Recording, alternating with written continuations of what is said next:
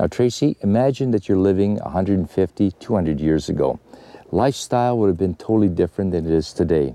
For example, you didn't have running water, no central air conditioning, no indoor plumbing. So basically the lifestyle that they had in an urban setting or even a rural setting would have been an extension what they would have brought with them and utilized in the field setting. They would have brought snowshoes with them. Obvious reasons. They needed the snowshoes to navigate in a meter of snow that you see here in the field. Right. They would need an axe for splitting wood. They would have had a saw.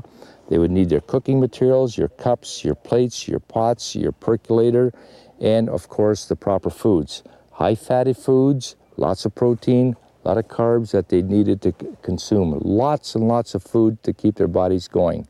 They would need the blankets to keep them warm, matches, your toboggan for hauling everything, and everything that you need you see wrapped up in this toboggan. So the tent and everything could fit right there on the... Right there. Wow. That big trapper's tent would fit into that small container right there. And of course they didn't have snowmobiles, the luxuries we're used to, so they had to actually pull all this with their body weight, right? Exactly. They were used to it, so to them it was an extension of their lifestyle. Come on, Mike, you can do it.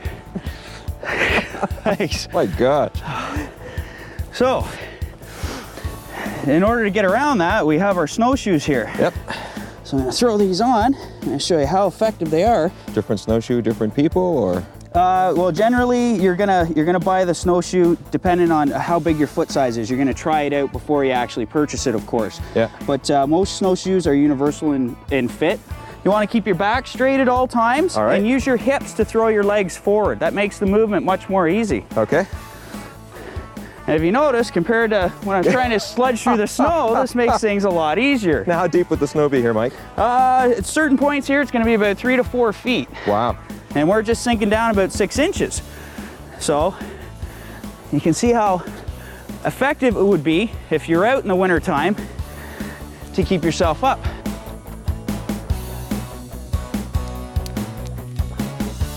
Now I filled up this bucket full of snow. Now, if you take a look at this bucket, when we melt this down, how much water is that going to produce? Maybe 3/4 full? Oh, that's a good guess. Unfortunately, you're way off. Oh, not so good a guess then. In the far north, where snow is extremely dry, that has very little moisture in it, you're going to get a 50-to-1 ratio. In other words, for every 50 of these, you're going to get 1 of these. Wow. In this vicinity here, it's a 25-to-1 ratio. So once we melt this down, we may have 1 centimeter of water here. So we need a lot of snow. Now I take the snow and I simply put it in the pot to melt it down. Now, one thing that you should notice, take a look inside the pot. You notice something in there? Well, this looks like nice, clean, white snow, but that water doesn't look so good in there. Well, there's a reason for it, Tracy. And the reason is we picked this up in a fairly clear place here. It's under a forest canopy, so you're going to have some twigs in here, you're going to have some dead leaves, but you're going to have approximately 270 microorganisms in here. You don't know what they are? I'm not sure. Do I want to know? Are we going to drink that water? Well, we're going to boil it to make certain that we eliminate all the pathogens that are in there. But in there, in that pot, you're going to have bacteria, you're going to have larvae, and you're going to have little things like snow fleas. And is that typical of all snow that you would find? Usually correct. After you boil the water, you've got to strain it carefully to remove all of the litter and all the other goodies that are in the snow. And as I mentioned before, you bring it to a rolling boil to destroy all the pathogens that are in there. In this region, the prevailing winds blow from the northwest, and white pine trees, because of that, tend to bend to the southeast. So that's one indication. I'm lost in a hardwood bush. I have no white pine trees. What do I do? Well, that's where having a nice bright sunny day like this comes in handy. This is called the shadow stick method. And what I'm doing is I'm taking one stick, placing it in the snow here, and you can see it casts a nice perfect shadow there. And what I'm going to do is take another stick and I'm going to mark the top of that shadow. Now what's that going to do for us? Well, as the sun moves across the sky from the east to the west, that shadow is going to move from that first stick. So as it moves, it'll end up in this direction.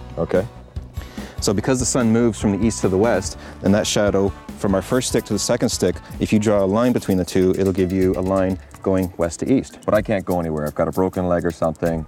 I'm, you know, disoriented, I'm in distress. What can I do then?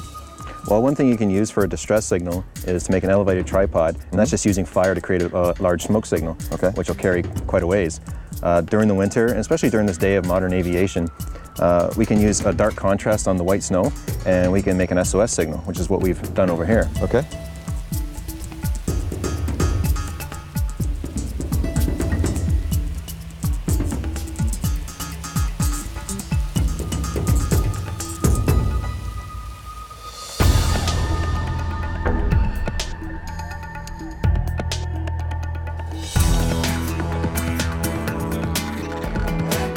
The Great Outdoorsman has been brought to you in part by Canadian Power and Sail Squadrons, volunteers teaching safe boating.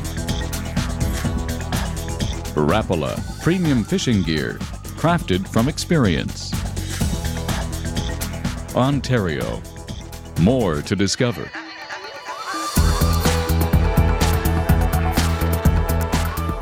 What we're doing now, Rob, is I'm breaking trail for you. Okay. And this would go on for about half a kilometer to a kilometer. Okay. Then I switch positions with you. All right. You'd be breaking trail and I'd be hauling the toboggan. Now, any idea why I'm breaking trail first? I'm gonna guess and say the amount of resistance I'd have, or... Exactly, it lessens it considerably. It flattens it out quite a bit for the toboggan too, if I can just get it to follow me. Exactly. Now that takes a lot of effort. Can you imagine what kind of effort it would take if we didn't break trail? Yeah.